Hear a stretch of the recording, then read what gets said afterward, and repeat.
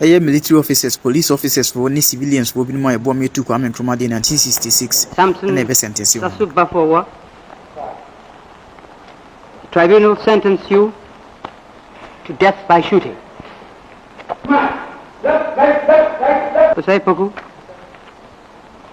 tribunal sentenced you to death by shooting. Abrana we nyina ekoso ewo tribunal court a ewa Accra na Kwame Nkrumah de eda so Vietnam a onim se ono de yetuna de so a o media kunwa bi Lieutenant Augustus Owusujima, the tribunal sentenced you to death by shooting.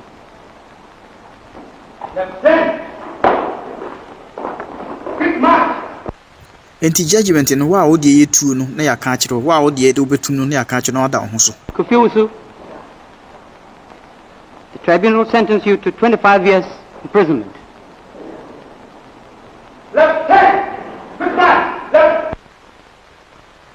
Odofo high official Martin TV bomodian say we follow him page no na wa like na wa comment na wa share e de my bomodian na share famaye na fesu ye YouTube channel no yesro ye power cho bomodian followers mo subscribe on famame bomodian na monko YouTube me de link na beto top boso na subscribe ye YouTube channel no famaye ene ye ba behwe kwan a ye fa so tu Dr. Kwame Nkrumah Dr. Osagifo Kwame Nkrumah efri akonwa so na omo ayetu no free akonwa no so no eye coup d'etat plotters omo planning ye ma yetu Dr. Kwame Nkrumah no omo na gina hoyi eye colonels ne lieutenant for a omo bua ye ma yetu Dr. Kwame Nkrumah no after say yetu no wie no ye chichi omo sentence omo to death penalties na de omni say Dr. Kwame Nkrumah etu kwan eko eye Vietnam say oko peacekeeping mission bi wo enumu ana onyane nte yese yetu no afiri akonwa so eye 1966 up to 1967 ye be hwe full video no ahwe de siye de ma yetu no na hwan ene be di ade na hwan ene yes ade. In this edition of Back in History, we take you back in time to the story of the first military coup in Ghana by a group of military officers who worked in collaboration with the police and some persons in the civil service to remove Ghana's first Prime Minister and first President, Dr. Kwame Nkrumah, from office. At the time of the coup, Nkrumah was in faraway Republic of North Vietnam on a state visit and was only informed of the developments at home while there in Vietnam. From that moment on, Nkrumah lost his position and Ghana, the first country in British West Africa to gain independence, went into full military rule and dictatorship. Welcome to this edition of Back in History. Africa, one of the richest continents in the world, was for many years colonized by several European forces. You're welcome to our SM369.com. Your easiest way to make your dreams come true. Win more prizes from rsm369.com. This is the opportunity for everyone to take part around the world.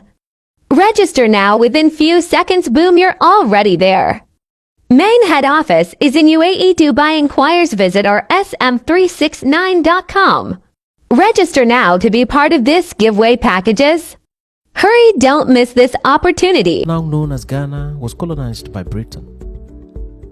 It was known at the time as Gold Coast.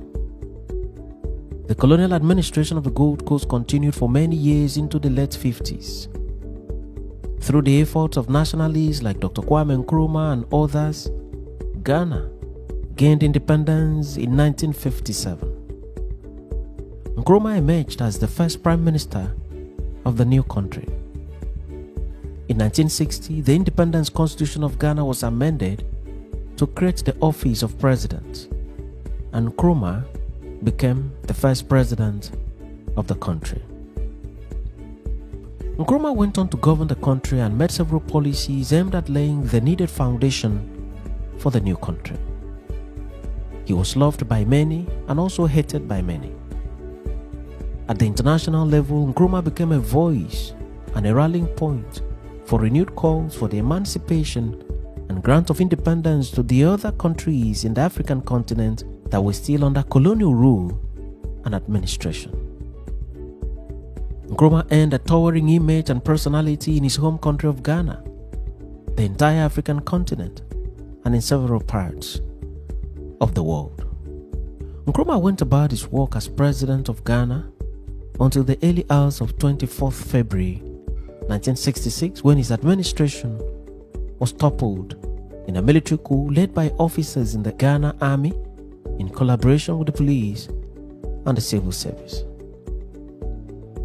As noted earlier, at the time of the coup, Dr. Kwame Nkrumah was not in Ghana. He was on a state visit to the Democratic Republic of North Vietnam at the invitation of the President Ho Chi Minh. Kwame was invited to assist in meetings and discussions towards the resolution of the Vietnam War, which had already taken a toll on Vietnam at the time. Kwame Nkrumah honored the invitation and left Ghana to North Vietnam. He left his government in Ghana under the control of his lieutenant. Like any other person would do, Nkrumah expected to return home soon to resume his duties as president. Nkrumah did not know that his departure from Ghana to North Vietnam was to be his last official journey as president of Ghana. He did not know that a coup had been plotted against him and that the coup plotters only needed an opportunity to strike and remove him from office.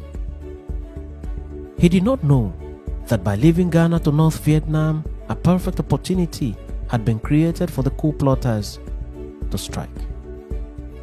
The coup plotters and their collaborators were aware of the president's travel plans and began to take deliberate steps towards the realization of their plan, including the day-to-day movement of troops closer to the seats of power. All these were not known to Dr. Kwame Nkrumah. Dr. Kwame Nkrumah settled in North Vietnam and must have rested after a long journey all the way from Africa. While there, a coup was executed against him and his government. The coup was executed in the early hours of 24th February 1966, and SEM was successful. At about 6 o'clock in the morning, citizens of Ghana woke up to an announcement on radio that Kwame Nkrumah, their president, had been toppled. The announcement was made by Lieutenant Colonel Emmanuel Kotoka in the following words, unquote, "Fellow citizens of Ghana, I have come to inform you that the military in cooperation with the police have taken over the government of Ghana today. The myth surrounding Nkrumah has been broken. The parliament has been dissolved and Kwame Nkrumah has been dismissed from office. All ministers are also dismissed from office. The CPC, Kwame Nkrumah's party, is hereby disbanded with effect from now. It will be illegal for any person to belong to it." End of quote. At that time, communication was not as easy as it is today. There were, for instance, no mobile phones in Africa capable of instant communication between persons from Africa to persons in other continents of the world. So no one in Ghana was able to immediately communicate this development to Nkrumah in faraway North Vietnam. Nkrumah was for several hours oblivious of what had befallen him at home. Communication was done much easily through diplomatic channels, and on this occasion the first person to break the news to Dr. Kwame Nkrumah in North Vietnam was the Chinese ambassador. Nkrumah was in total shock and disbelief, but the information was true. His government had been toppled at home.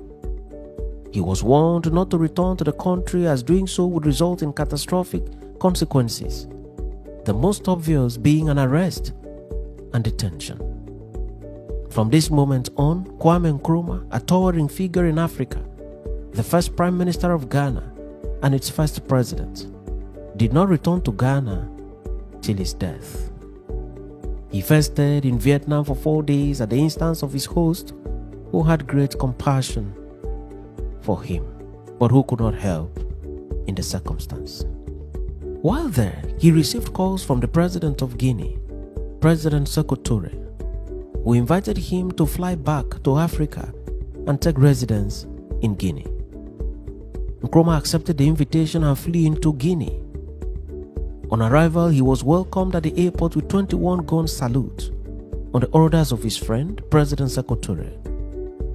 He was given a good accommodation, and everything that could make him happy was provided for him.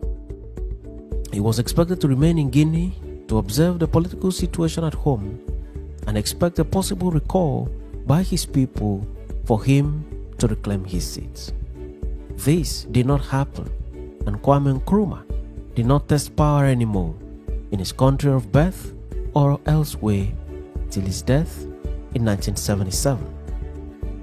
While in Guinea, Nkrumah was not a happy man. He was a king without a throne.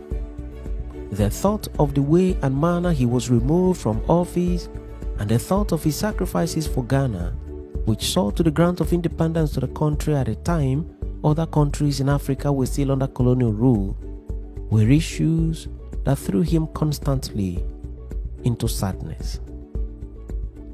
He must have regretted his journey to Vietnam, but this was quite late. Analysts have said that if he was in Ghana at the time, the invasion of the seat of power would have been fiercely resisted. Others have said that if he was in Ghana, he would have been killed, as the coup was well planned and prepared for execution at all costs. Nkrumah thus lost his throne, but had his life intact. Like any other state visit, Nkrumah left Ghana for Vietnam in the company of ministers in his cabinet. Not much has, however, been documented on how these ministers returned from Vietnam and where they returned to. The indisputable fact, however, remains that these ministers lost their positions in the government of Kwame Nkrumah as a result of the coup. In his reaction to the coup, Nkrumah accused the CIA pointedly as being the unseen hand in the coup. This is graphically captured in his book titled Dark Days in Ghana, published in 1967. Other sources have alleged also that the coup was sponsored and heavily funded by not less than 3 countries in the West who were not happy with Nkrumah's relationship with the Soviet Union and the Eastern Bloc. This was during the period of the Cold War, and Nkrumah was literally caught in the crossfire of the war. These allegations have, however, been fiercely denied. Whatever may be the exact position, the indisputable truth remains that Dr. Kwame Nkrumah was on the 24th day of February 1966 removed from office in a military coup that was staged during the period of his absence from Ghana on a state visit to Hanoi in North Vietnam. Following the successful execution of the coup, the identity of the coup plotters began to unfold. The names included Lieutenant Colonel Emmanuel Kotoka. Other reports have stated that he was a Lieutenant General, Brigadier A.A. Arifa, Major General A.A. Okran, Mr. J.W.K. Halley, who was the Inspector General of Police. Several others were also revealed as having played roles in the coup. The coup plotters ruled through a body which they named as, quote, National Liberation Council. The initial members of this council were persons who participated in the coup. Other persons who did not participate in it were equally co-opted into the council for the sake of balance.